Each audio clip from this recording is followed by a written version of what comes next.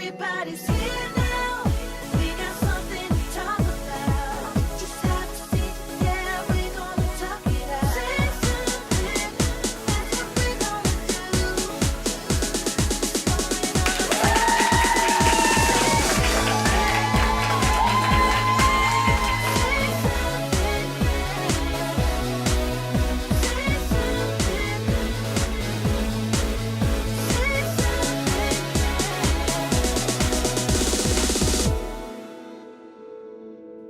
Welcome back to another episode of Say Something with your girl Cherie. Today we have another hot topic in the building with another amazing co-host talking about what you want to know about me, what you don't know about me, point blank period, you really don't know me. But before I bring out my co-host, I have to give you your 60-second get right. And what I want to tell you today is that life is too short not to get what you want out of it. I mean, really, why are you here on earth?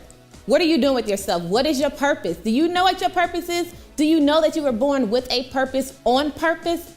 So stop complaining. Stop blaming everybody else for what you're not doing. You're here on earth. Make it the best that you can. Get the best that you can out of it. It's short. You're not here for a long while. Now, to bring out my amazing co-host, please help me welcome actress and casting director, Miss Britny Horton. Hey, girl. Hey, come to Kate. You gotta bring that cape. Hi, honey. How are you? How are you? You look amazing. Good. No, don't sit down because you gotta talk to the people. Yes. They want to know, who are you and what you do? I know I told them a little bit, but tell them about yourself. I am Britny Horton. I am an actor and a casting director here in the Southeast market, and I feel very blessed to be here. Oh, I am glad that you're here. Thank you. She is the casting director, so she sees some of everything. Honey. She knows all about the judging that goes on, right? Oh, yes, but also, in that room, but also within ourselves as well. Absolutely. So, yeah. That's what I'm saying. Like, I can't wait for you guys to hear what I heard when I met this woman. Stay right there. We'll be right back.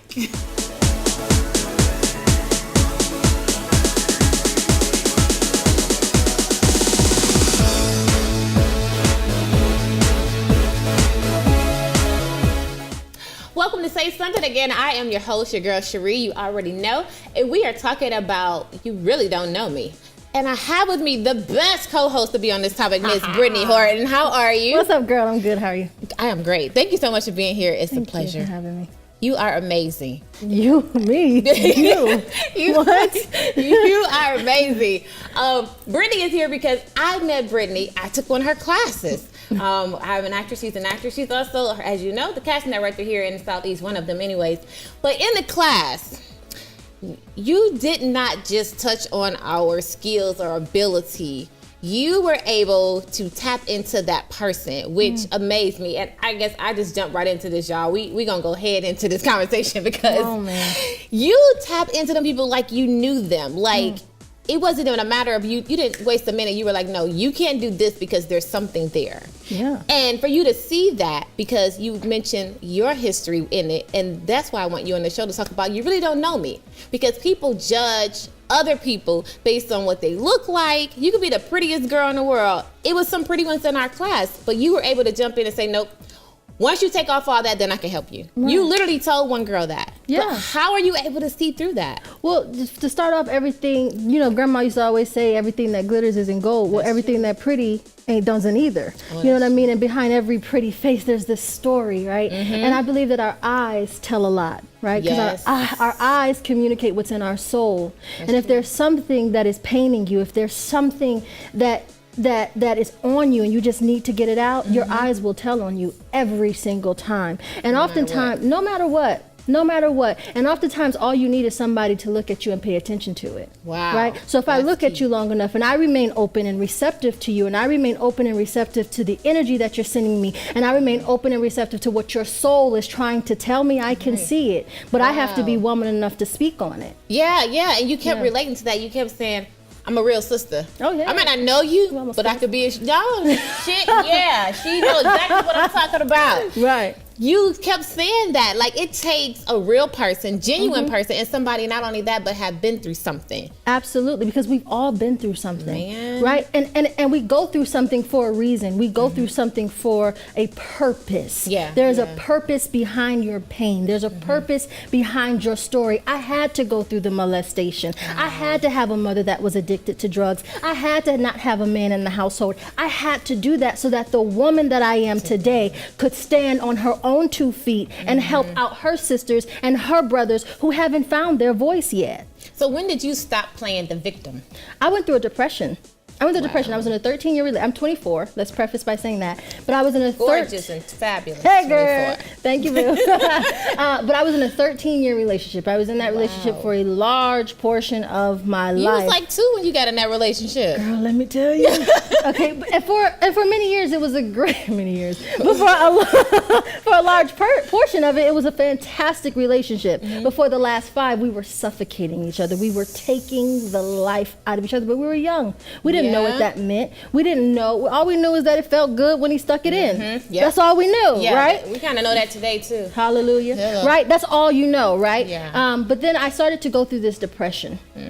Everything that I was saying wasn't true. I didn't love myself. I didn't want to be here. I had suicidal thoughts. I was drowning. I had lost family member after family member to gun violence, to diseases, to diabetes, and it was like I couldn't breathe. I was struggling. My career, everything, it seemed like things were going well, but it was not really what I wanted to do because I was trying to control it, right? So on paper, I was very successful, but when I went home, I was crying. When I went home, I couldn't get out of the bed. I would show up Monday through Friday, but Saturday through Sunday, I was probably sitting on my couch eating Wendy's because Wendy's just made me feel good, right? So I ended up gaining 80 pounds. What happened is in June, the day after my birthday, which would have been my 13th anniversary, I looked at my person who I was with, who's a fantastic guy, just not my guy, which is okay, Yeah, right? okay I can't with expect him to be. That's not what God has, right? That's what we all need to learn.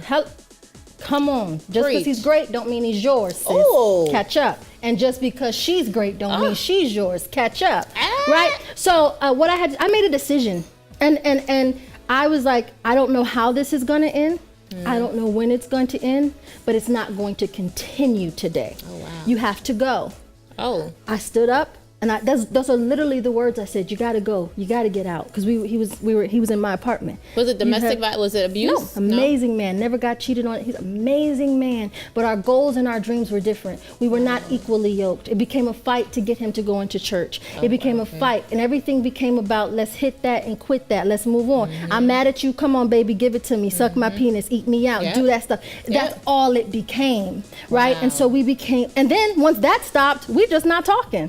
Right? You in the house, but we're not talking. And so here I am. I'm 24. I just turned 24 because this is very new for me. Right? So I just turned 24 and I'm in a relationship where I this feels like a marriage. This feels like we've been 25 years in and we're dealing with some stuff that married people deal with. Right. But what had happened is I had latched my soul onto somebody that God didn't intend for me to latch better onto. say that. And he had latched onto me. I was no good for him. He was no good for me. Right? So I had to make the decision. I had to look that problem in the face, not that man, but what was behind that man, and say, listen, not right now. I can't continue this. You have to go. And when I was speaking to him, I was speaking to the pain as well. Wow. You don't have a place with me. You don't. I may feel you, but you don't control me. Right, right. And you will. If you're going to live with me, you're going to be helping somebody in the process. So pain, if you want to take residence in Britny Horton, you better believe that I'm going to channel you Whoa. to help out my sister and to help out my brother. Yeah. You will have a purpose. You won't just be up in here rent free. Hello.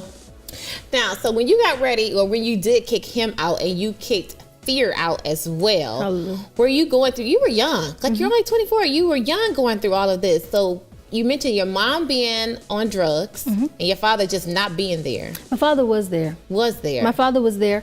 I had a father that was there, but a father that allowed a lot to happen. That allowed to happen. Yeah. A lot. And he allowed a lot to happen. Are we speaking very transparently here? Yeah, I was just I was abused in his household. And my mother was on drugs, and I was molested in his household. And he allowed a lot to happen, but on that side of the family in particular, nothing is really talked about. You deal with it in secret. You deal with it in private, and you be okay. You let it Right? go. And if you're not okay, don't talk to us about it. So the guy that you were with for 13 years, was he older than you? We were together. Yeah. So the thing was, we kind of knew each other all our lives. Okay. So like I was at his mama's daycare because I lived one down there. But then I moved to be with my dad when my mother got sick with the drugs, and then when I came back, just a God thing, we ended up in the same middle school. Wow. And first day he met me, we had no idea that I used to be in his whatever. But I said something, we young and dumb. He's like, And I'm like, See? And Hi, your Daddy. juices got the flowing. Well, I don't know if I had juice. But I was like, you could give me some ice cream now. Give me that popsicle. At lunchtime. Hey, Daddy. And y'all just from there. Yeah, of sorts. He kind of pursued it for a while, and then once that happened, I was like, okay, well, hey, if being your girlfriend means I'm sitting on the phone with you when we're out of school, that's fine. Oh, Yeah. It doesn't take much to Then we appease got them. older, and then it was like, oh, I got to be your real girlfriend. Oh, Lord. So, but it was an amazing relationship. I learned a lot of lessons, but when it's time to let go, You knew when to let it's go. time to let go. But how did you get the courage to do that? Because it seems like you were alone. Do you have siblings? I do, but I'm the baby by 13 years, so they didn't grow up in the house with me. So when you got ready to walk away from him, what was the next step? God was my next step. I didn't know what I was going to do. What I knew is that what I was doing wasn't working.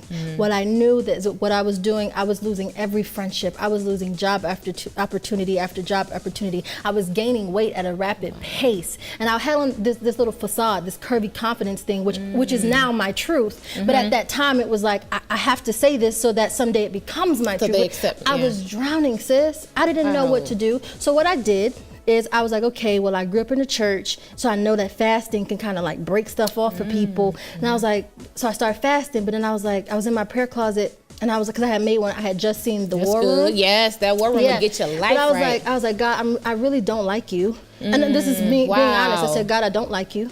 God, I don't want you to talk to me. I don't want to talk to you. So I'm just gonna sit here. Yet you're in the closet. I'm in the closet, literally. This is literally, I said, I'm just gonna sit here, and if you decide to move in my life, that's fine. I just don't wanna hear it. Wow. So I said, please don't talk. I'm not ready for you to talk to me. And eventually, God began to bring people in my life to show me his love. And that's how it started. And through the fast, the conversations began to be like, okay, God, still don't talk to me. Do not talk to me, but I'll talk to you. Let's start here. I told him, I said, I want a relationship with you. I said, but God, it has to be baby steps because I feel like you hurt me. And God, I'm hurt. And I got really, really real with my pain. And I went to therapy. Okay, so you did go to therapy. Oh, girl, yeah. I ran. What? Yeah. I ran to therapy. Good to I hear. did every single one of those 13 sessions, and I unloaded and unleashed on her. And when I left my 13th, I said, okay, God, now I'm ready for you to talk to me. And my life changed. Wow. You did all that by yourself, though. Yeah, but I'm alone. Like I was used to doing that. Remember, you gotta keep in mind, my mother was on drugs. Yeah. My brothers were in federal prison. My sister was much older. She was too busy trying to get hers. You know what I mean? Yeah. And so I I'm an amazing auntie and uncle, but they 70. You know what I mean? So Yeah. I didn't really have that, and so I was used to figuring it out on my own. I'm a Spelmanite. We figure it out. Yes, honey. Hello? You're a black woman, period. We figure it out. Wanna do it. Pretty much it's Yeah. going to happen. So tell me what that does for you for a person that's been molested. When I talk to people like that, I always say, why didn't you say something? Well, I didn't say anything till Christmas of 2016. Wow. Yeah, I didn't, and the only reason why I said something is because my father made me angry. I held it for that long. Why? The reason why I didn't say anything is because I didn't think that the situation would have changed. Because your father allowed a lot of stuff. it, right? But what also happened is that in that household, I was molested and I was physically abused. So the physical abuse is what alerted the people that could get me out of that situation. And so once they knew about that, I was removed from that situation, right? So once I've already been removed, so. Well, the molestation is just a part of it. And to be honest with you, I thought people knew. Because again, on that side, it's just, you just don't talk about it. I hate to hear that. I get teary-eyed on this. I keep meeting people that are abused sexually in the household with parents, and you don't say anything. And so it hurts me that now you're saying 2016. I meet people who go years without saying anything. So for me to know a person or be sitting here with a person. Hold my hand, girl. That carry that burden all your life. Like, what does that do to you mentally? It killed me. It killed me. And it hurt me to the point where I couldn't really have a good relationship. My 13-year boyfriend didn't stand a chance, that poor man. Right. He didn't stand a chance because I had all of these things with sex that I didn't understand. Right. I had all of these things with getting him, even from the physical abuse. He would often say, like, why are you so fidgety? He would move, if he moved too quick, I was ready to pounce. I was ready to go, you know? And he, what is the matter? What is the matter? And I couldn't put a voice to it because I was running from my truth. But what I had to understand is that my truth gives me power. Right, and right, if I it does. tell my truth, if I tell my truth without fear of judgment, I'm going to be okay. Yes. But I'm going to help You're going to others free so many people. be okay. I tell you, I cried because I hate to see people go through stuff. I hate to hear that a person had to carry so much by this stuff. I've been through a lot myself, and I consider myself this strong shero. But I've had two people in my corner that has been there. They've been rocks for me, and they know my high and low. And they've watched me cry and keep going and keep going. But then when I meet other people, it's like, I didn't go through that. So to hear that, you know, sexual assault and domestic violence are two things that I hate with a passion. Yeah. And I stand on those platforms and I'll talk about it from here on out. Which brings me back again to, you really don't know me. Yeah. You're gorgeous. You sat up there and you empowered women in that class and men, not just the women. You empowered in the way you pulled things out of them. But to know that you already been through all of this stuff. Yeah, which I am so grateful for. Yeah, you know? But you're not saying, woe me. No. Oh, pity me. You know, you're like, no, this is what made me who I am today. Yeah. I to be honest with you, baby, if it wasn't for the molestation, if it wasn't for the abuse, if it wasn't for that relationship, if it wasn't for my brothers being in federal prison, if it wasn't for me just trying to make it the best way I can, if it wasn't for my mother being a recovering addict and still to this day a recovering addict, if it wasn't for that, I couldn't do what I did in that room. I couldn't do what I'm doing right now. You couldn't do what you were doing right now. I thank God for everything that happened. Oh yeah. Because as a result, I stand here today with my power.